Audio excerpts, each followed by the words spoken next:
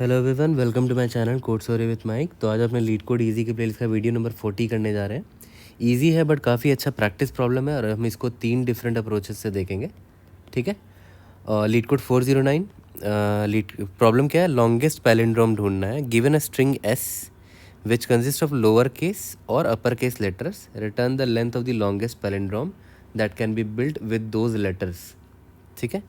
Letters are case sensitive. For example A is not considered a palindrome. Example देखते हैं। S is equal to A B triple C double D.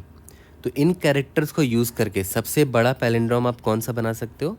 देखो यहाँ पर सी को ऐसे डाल सकते हैं, फिर डी डी है, इसको ऐसे डाल सकते हैं, ये भी यूज़ हो गया। बी और ए एक एक फ्रिक्वेंसी का है, तो ऑब्वियस है एक ए और एक बी यहाँ डालोगे तो वो तो पैलिंड्रोम बनेगा नहीं, इनकी फ्रिक्वेंसी एक एक है, तो किसी एक को यहाँ बीच में डाल सकते हो ताकि ऑड लेंथ का ये पैलिंड्रोम बन जाए, है ना। देखो d c d d c c d, तो ये पैलिंड्रोम बन गया। इसका लेंथ कितना है? 4 3 7 7 इसका आंसर। ठीक है। तो बहुत सिंपल सा थॉट प्रोसेस है इसके पीछे कि अगर इवन लेंथ का पैलिंड्रोम होता है, कोई भी इवन लेंथ का पैलिंड्रोम ले लो, ए या तो ए बी ए, कोई भी, ये इवन लेंथ है 1 2 3 4। हर इवन लेंथ के पैलिंड्रोम में सारे character even number of times आते हैं, इवन नंबर ऑफ टाइम्स आते हैं अगर वो इवन लेंथ का पैलिंड्रोम है।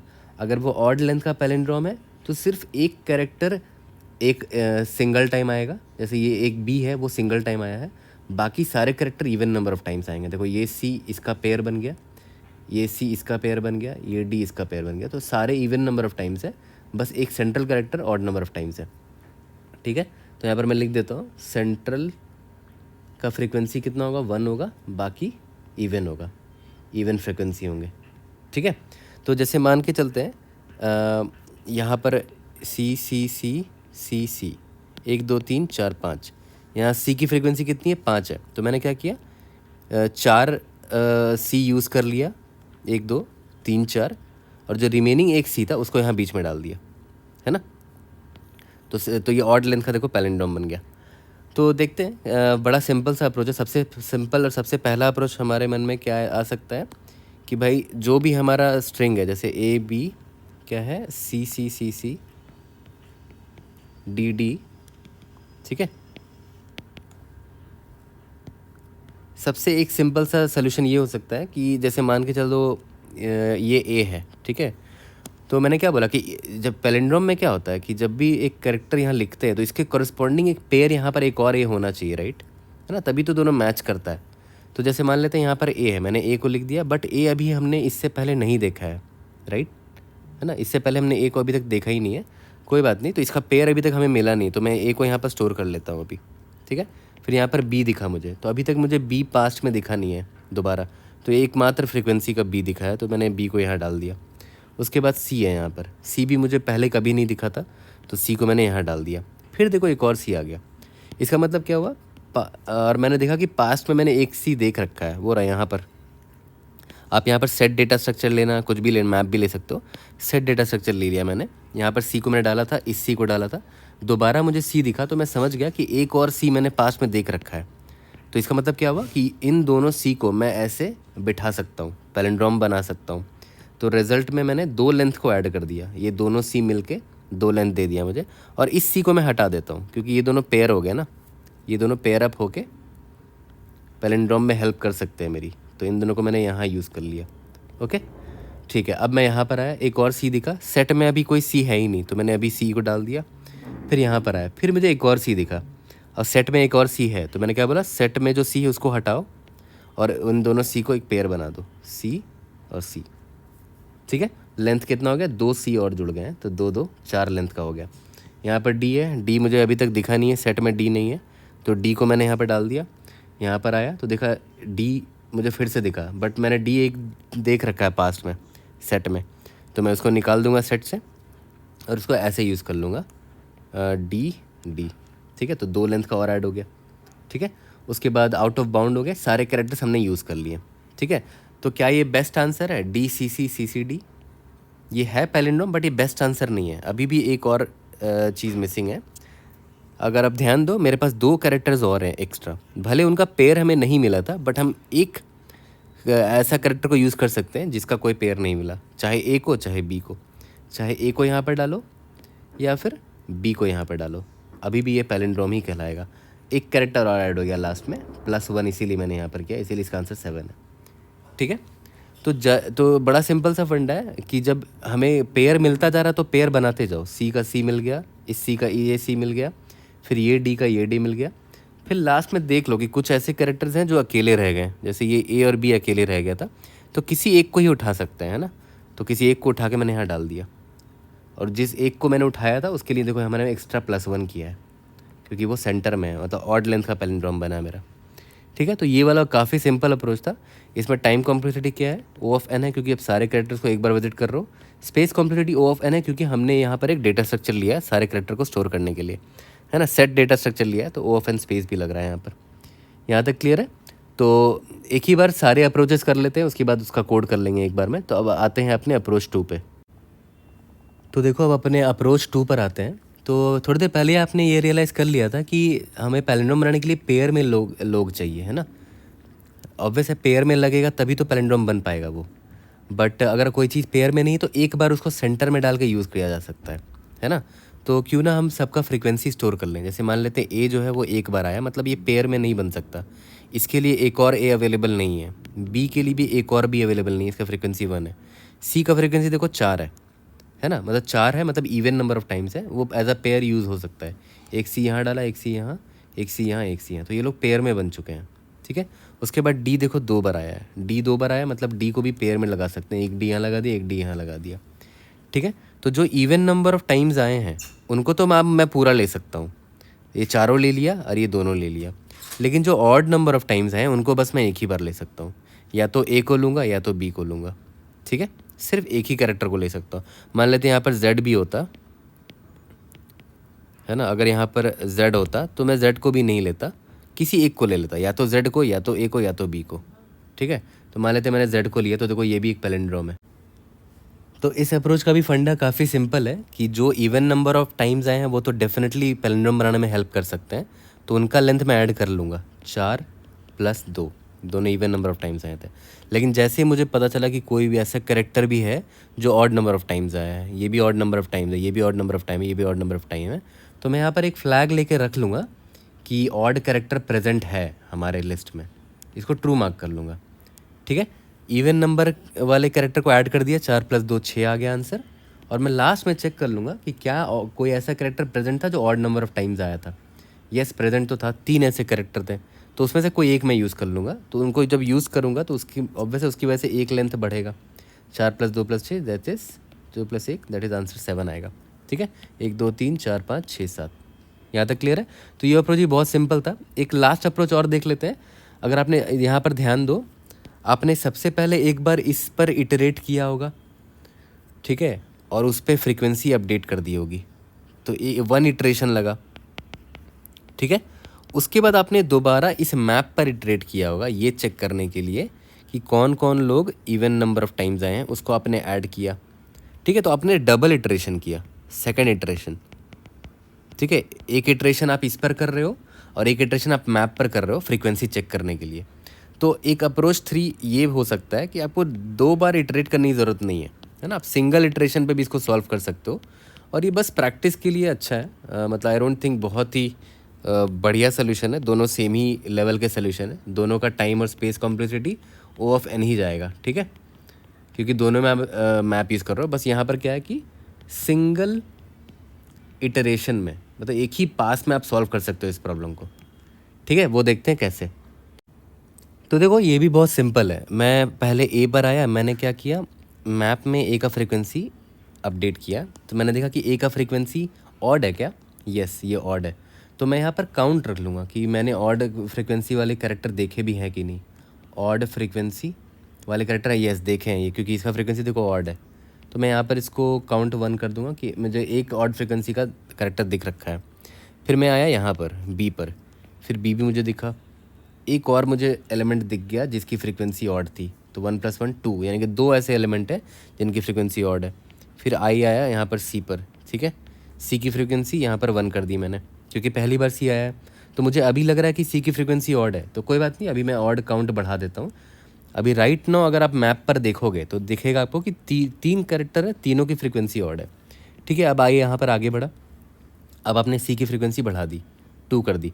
अब देखो तो इसका फ्रीक्वेंसी जो है वो ऑड है क्या? नहीं, ये इवन है ना, ये इवन है। तो मैं क्या करूँगा, ऑड फ्रीक्वेंसी को घटा दूंगा, -1 कर दूंगा, तो ये हट जाएगा। ठीक है, और सही बात है, ऑड फ्रीक्वेंसी के एलिमेंट अभी 2 ही है मेरे पास, एक ए और एक ए बी, राइट।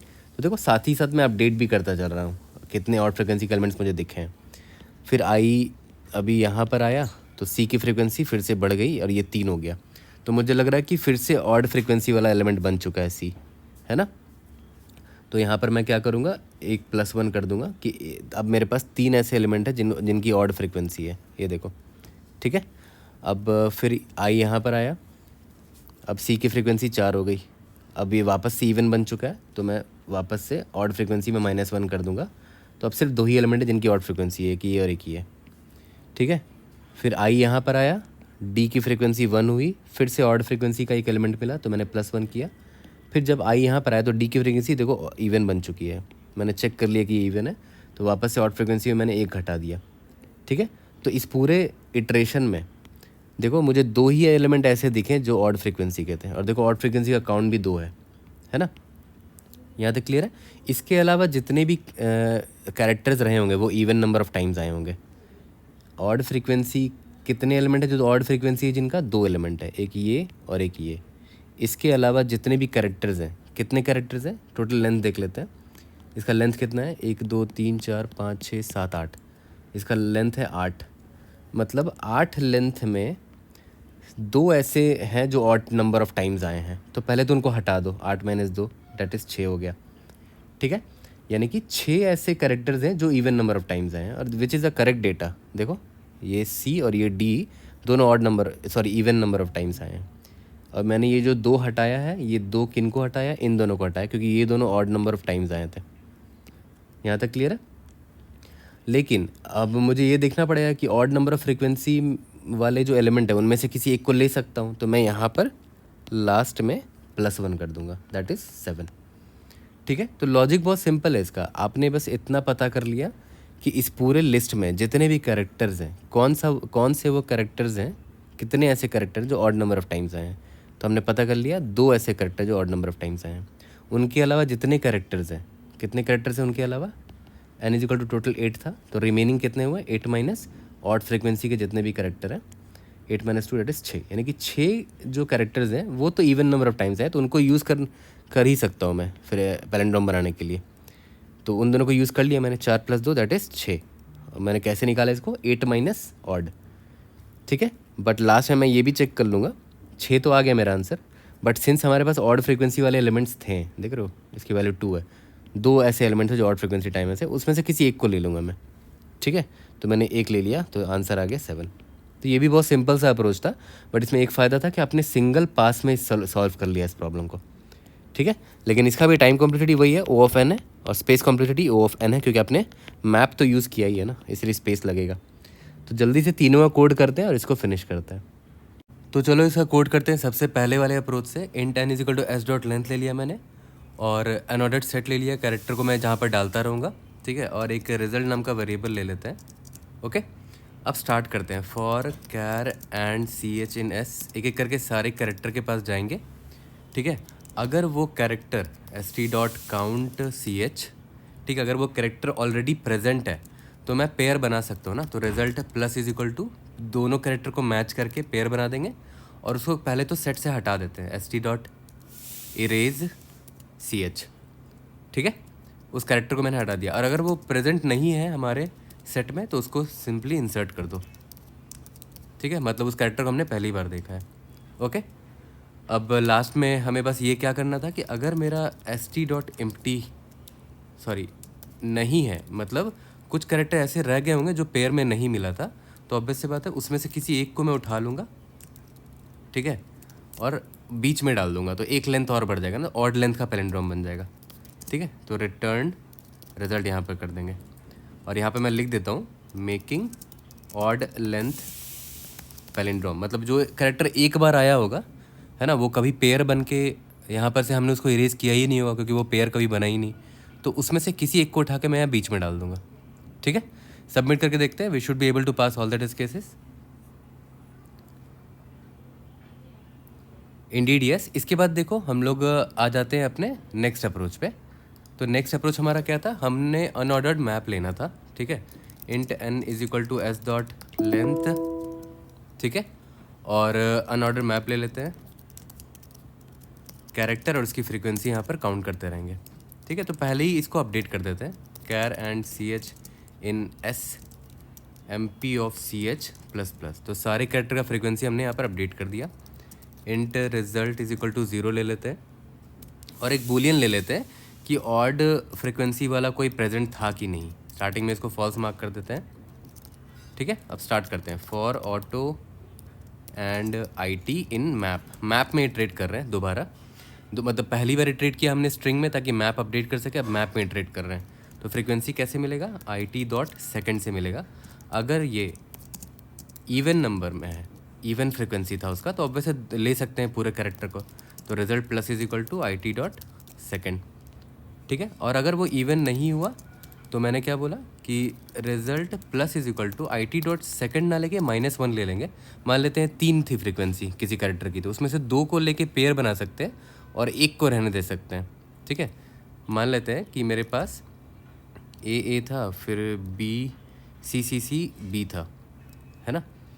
तो देखो यहाँ पर सी जो है 3 बार आया है, तो सी में इस 2 सी को ले सकते हैं, ठीक है। इसलिए देखो आई टी डॉट सेकेंड 3-1 करेंगे यहाँ पर, 3-1 मतलब 2 सी को हमने ले लिया, ठीक है। बाकी जो एक रिमेनिंग ऑड बच गया उसकी वजह से हमने यहाँ क्या किया, ऑड फ्रीक्वेंसी को ट्रू मार्क कर दिया। इसका मतलब क्या हुआ कि एक ऐसा कैरेक्टर बच गया जो कि अकेला है, ऑड फ्रीक्वेंसी वाला है, ठीक है। जब सब खत्म हो जाएगा तो लास्ट में चेक कर लेना कि क्या ऑड फ्रीक्वेंसी वाला कोई बंदा बचा है। अगर बचा है तो ऑब्वियस है उसको रिजल्ट के मिड में डाल सकते हैं, रिजल्ट प्लस प्लस, उसकी वजह से ऑड लेंथ का पैरेंड्रोम बन जाएगा। लास्ट में रिटर्न रिजल्ट कर देते हैं, रन करके देखते हैं, we should be able to pass all the test cases. Indeed yes. Submit करके देखते हैं, ग्रेट, ये भी पास, अच्छा नहीं, लेट्स रन, या ये भी पास हो गया है। तो अब एक काम करते हैं, अपने लास्ट अप्रोच पे जल्दी से आ जाते हैं। लास्ट अप्रोच काफ़ी सिंपल है, उसमें मैंने क्या बोला कि ये यहाँ पर जो मैंने एक बार इटरेट किया ना, इसकी ज़रूरत ही नहीं थी। फ्रीक्वेंसी आप ऑन द फ्लाई भी निकाल सकते थे। तो हम इस केस में मैंने क्या बोला था कि भाई मैं एक इंटीजर वेरिएबल ले लूँगा, ठीक है, और ऑड फ्रीक्वेंसी कितने हैं ऐसे कैरेक्टर जिनका ऑड फ्रीक्वेंसी, उसका काउंट रख लूँगा, ठीक है। तो इसको अपडेट कर लेता हूँ, ये हटा लेते हैं, अपडेट कर लेते हैं, मतलब पूरे स्ट्रिंग में हम एक बार ट्रैवर्स करेंगे बस, है ना। For char and C H in S, ठीक है, M P of C H plus plus, frequency को अपडेट किया। और इसी वक्त चेक कर लो कि M P of C H जो फ्रिक्वेंसी है परसेंटाइल 2, अगर it is not equal to 0 हुआ, मतलब ऑड फ्रिक्वेंसी वाला हमें मिल गया एक element, odd frequency plus plus. और अगर वो इवन रहा तो मतलब वो ऑड फ्रिक्वेंसी अगर रहा भी होगा तो वो अब इवन बन चुका है, तो ऑड फ्रिक्वेंसी में मैंने माइनस माइनस कर दिया। यहाँ तक क्लियर है। और जैसे ही आप यहाँ से बाहर निकलोगे तो बस ये चेक कर लेना कि अगर ऑड फ्रिक्वेंसी का वैल्यू ग्रेटर देन 0, मतलब मेरे पास एक ऐसा एलिमेंट है, कुछ एलिमेंट्स ऐसे हैं जो ऑड फ्रिक्वेंसी टाइम्स आए हैं, ठीक है। तो मैं क्या करूँगा, रिटर्न n माइनस n मतलब टोटल कैरेक्टर, उसमें से कितने कैरेक्टर जो ऑड टाइम्स आए हैं, ऑड फ्रिक्वेंसी टाइम्स आए हैं, ठीक है। लेकिन उस ऑड फ्रिक्वेंसी वाले में से एक को मैं एक बार ले सकता हूँ, है ना। तो +1 मैंने यहाँ पर कर दिया। और अगर ऐसा नहीं है, मतलब सारे के सारे character even number of times आए थे, तो यहाँ पर मैं n रिटर्न डायरेक्टली कर दूंगा, ओके। इसको रन करके देखते हैं, we should be able to pass all the test cases. Indeed yes. कोई भी डाउट होता है rather in the comment section, I try to help you out. See you in the next video, thank you.